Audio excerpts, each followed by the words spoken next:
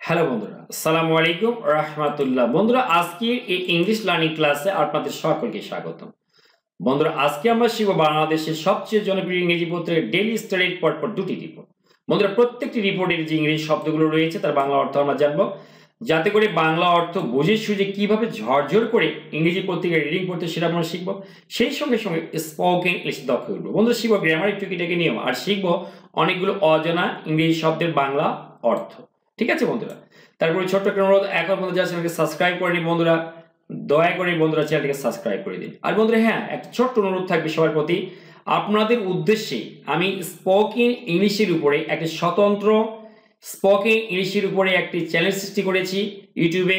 সেই চ্যানেলের link video ডেসক্রিপশনে দেওয়া আছে। অবশ্যই দয়া করে সেখানে গিয়ে ডেসক্রিপশন বক্সে গিয়ে চ্যানেলটির লিঙ্ক ক্লিক করে অবশ্যই সেখানে গিয়ে ভিডিওগুলো দেখে আপনারা লাইক দিবেন, সাবস্ক্রাইব করে সঙ্গে থাকবেন। অনেক উপকারী করবে, কারণ আমি কিন্তু আলাদাভাবে ইংরেজি বাক্যগুলোকে শেখাবার চেষ্টা করছি। অনেকগুলো নতুন নতুন বাক্য পাবেন সেখানে গিয়ে।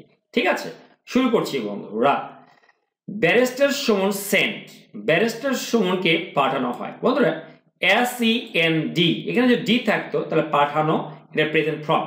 পাস্ট ফর্ম, ব্যারিস্টার সুমনকে পাঠানো হয়েছে কোথায়? টু জেল, জেলে। আফটার রিমান্ড, রিমান্ডের পর। আমেরিকান প্রনাউন্সিয়েশন আফটার হয়, ব্রিটিশটা আফটারই বলে, আপনাদের যেমন wish, as you wish. After remand, রিমান্ডের পর। রিমান্ড মানে, এই রিমান্ড শব্দের বাংলা অর্থটা এরকম হয় যে বিশেষ কোনো কাজের জন্য জিজ্ঞাসাবাদের জন্য পুলিশি হেফাজতের নেওয়া, বা বিশেষ কোনো বাহিনীর হেফাজতের নেওয়া। ঠিক আছে, জিজ্ঞাসাবাদের জন্য স্পেশালি কোনো বিষয়ের উপরে জিজ্ঞাসাবাদের জন্য স্পেশাল কোনো বাহিনীর হেফাজতে থাকা, এটা হচ্ছে রিমান্ড বলা হয়। ব্যারিস্টার সুমন সেন্ট, ব্যারিস্টার সুমনকে পাঠানো হয়েছে টু জেল, জেলে। আফটার রিমান্ড, রিমান্ডের পর। ঠিক আছে, আমরা এখন বিস্তারিত পড়ব বন্ধুরা। ফর্মার ল মেকার, ফর্মার মানে সাবেক, ল মেকার মানে আইনজীবী বা সংসদ সদস্য। ঠিক আছে, ল মেকার মানে কি? সংসদ সদস্য। যে সাবেক সংসদ সদস্য barrister Syed Saidul Haque Sumon was sent, তাকে পাঠানো হয়েছে। ওয়াজ সেন্ট মানে পাঠানো হয়েছে কোথায়? টু জেল, জেলে পাঠানো হয়েছে। অন কমপ্লিশন, সম্পন্ন হওয়ার পর। অফ হিজ 2 ডে রিমান্ড, তার 2 দিনের রিমান্ড সম্পন্ন হওয়ার পর। ইন কানেকশন উইথ, ঘটনায়। ইন কানেকশন উইথ মানে ঘটনা, কিছু ঘটনা। অ্যান অ্যাটাক, আক্রমণের ঘটনায়। কাদের উপর আক্রমণ? অন প্রোটেস্টার্স, যারা আন্দোলনকারী বা বিক্ষোভকারী তাদের উপর আক্রমণের ঘটনায়। কখন? বলছে ডিউরিং দ্য কোটার রিফর্ম মুভমেন্ট। এই যে কোটার রিফর্ম যে মুভমেন্ট বা কোটার সংস্কার আন্দোলনের সময় এই যে আন্দোলনকারীদের উপরে আক্রমণের একটা ঘটনায় 2 দিনের রিমান্ড শেষ করে সম্পন্ন হওয়ার পরে সৈয়দ সাইদুল হক সুমনকে জেলে পাঠানো হয়। আর এই ঘটনাটা কবে ঘটে? বলছে অন জুলাই 16, এই জুলাই 16 তারিখের যে কোটা রিফর্ম মুভমেন্ট ঘটেছিল সেইখানকার এক আক্রমণের ঘটনায় তাকে প্রোটেস্টার্স যারা, প্রতিবাদী যারা, বিক্ষোভকারী যারা, তাদের উপর আক্রমণের ঘটনায় তাকে 2 দিনের রিমান্ড শেষে তাকে এখানে পাঠানো হয়। আবার দেখি, former lawmaker barrister Syed Saidul Haque Sumon, সাবেক আইনজীবী সংসদ সদস্য barrister Syed Saidul Haque Sumon was sent, তাকে পাঠানো হয়েছে টু জেল, জেলে। On completion of his 2 day remand, তার 2 দিনের রিমান্ড শেষ করার পর। In connection with an attack, একটি আক্রমণের ঘটনায়। অন প্রোটেস্টার্স, প্রতিবাদীদের উপর বা আন্দোলনকারীদের উপরে আক্রমণের ঘটনায়। During the quota reform movement on July 16, July 16 তারিখে কোটা রিফর্ম বা কোটা সংস্কার আন্দোলনের সময় এই যে প্রোটেস্টারদের উপরে কি আন্দোলনের ঘটনায় এই 2 দিনের রিমান্ড শেষ করার পর তাকে জেলখানায় পাঠানো হয়। হবিগঞ্জ, একটা হবিগঞ্জের কোর্ট আদালত অন নভেম্বর 21 তারিখে গ্র্যান্ট মানে মঞ্জুর করা, গ্র্যান্টেড মঞ্জুর করেছিল। আর 2 ডে রিমান্ড, 2 দিনের রিমান্ড মঞ্জুর করেছিল ফর দ্য ফর্মার এমপি, এই সাবেক এমপির জন্য। ফলোইং এ রিকোয়েস্ট, একটা রিকোয়েস্ট বা অনুরোধকে কেন্দ্র করে। সেই রিকোয়েস্ট কার থেকে এসেছিল? From Chunarughat police station sub inspector Liton Roy.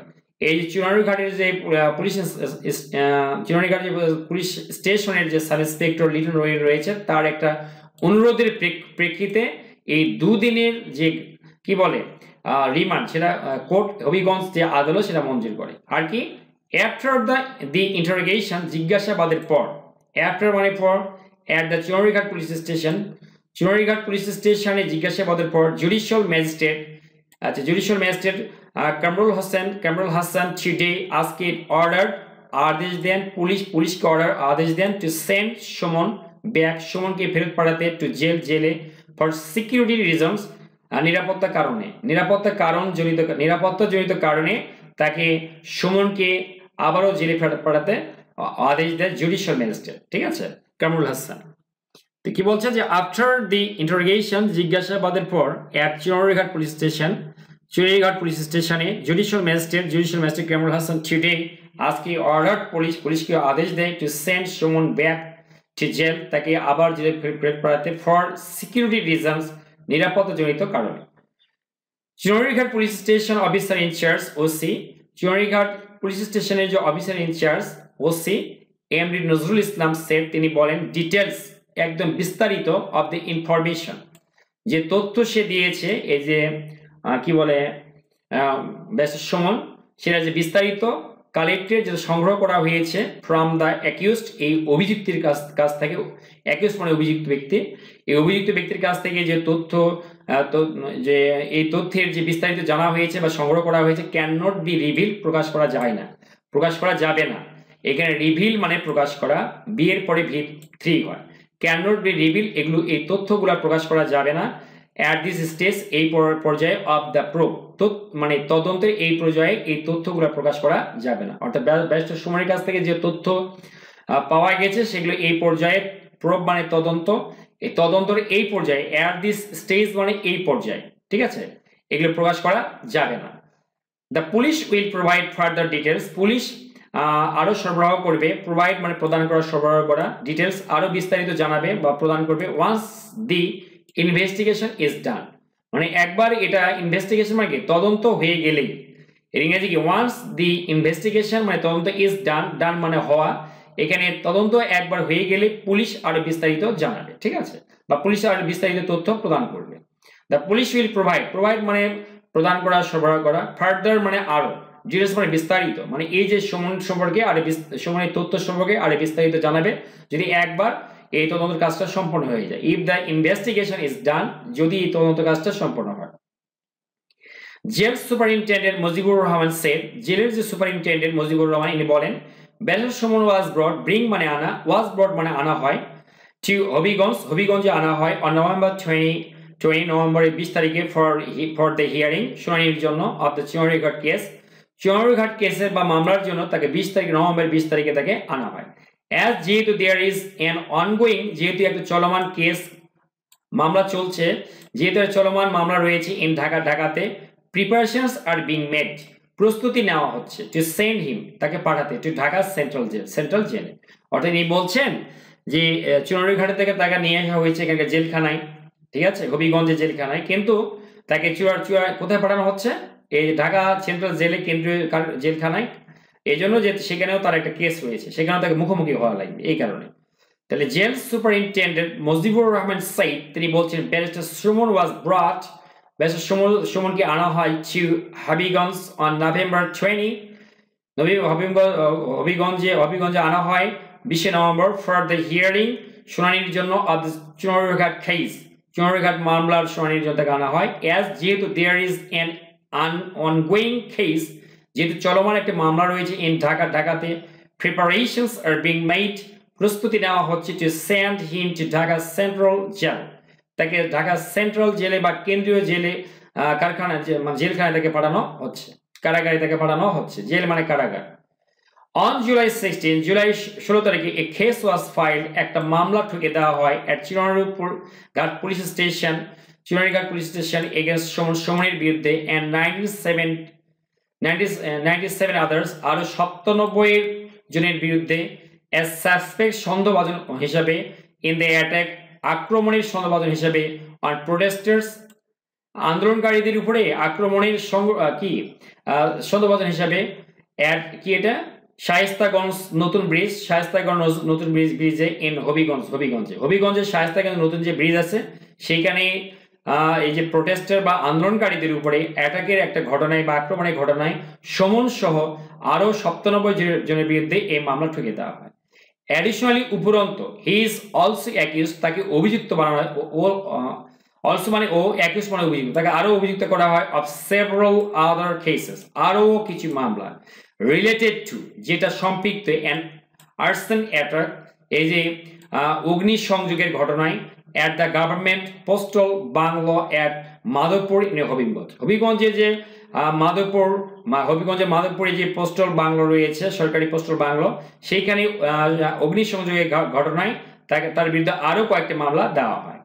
As well as এবং অ্যান অ্যাসল্ট, আক্রমণের ঘটনায়, অ্যাজ ওয়েল অ্যাজ মানে এবং, অ্যান অ্যাসল্ট মানে একটা আক্রমণ, কার উপরে আক্রমণের ঘটনায়, on the anti discrimination students movement in Banasree Dhaka, ঢাকার বনশ্রীতে যে অ্যান্টি ডিসক্রিমিনেশন স্টুডেন্টস মুভমেন্ট, এই যে বৈষম্য বিরোধী ছাত্র আন্দোলনের উপরে একটা আক্রমণের ঘটনায়ও তার উপরে মামলা দেওয়া হয়। ঠিক আছে, তাহলে আমরা এতগুলো পড়লাম। এরপরে অংশ, দি ফর্মার ল মেকার, এই সাবেক, ফর্মার মানে কি সাবেক, ল মেকার মানে সংসদ সদস্য, ওয়াজ অ্যারেস্টেড, তাকে গ্রেপ্তার করা হয় ইন মিরপুর, মণিপুরে, ঢাকা, ঢাকার মিরপুর থেকে অন অক্টোবর 22, অক্টোবরের 22 তারিখে, অক্টোবরের 22 তারিখে তাকে ঢাকার এই যে মিরপুর এলাকা থেকে তাকে অ্যারেস্ট করা হয়, ওয়াজ অ্যারেস্টেড, তাকে গ্রেপ্তার করা হয়েছিল।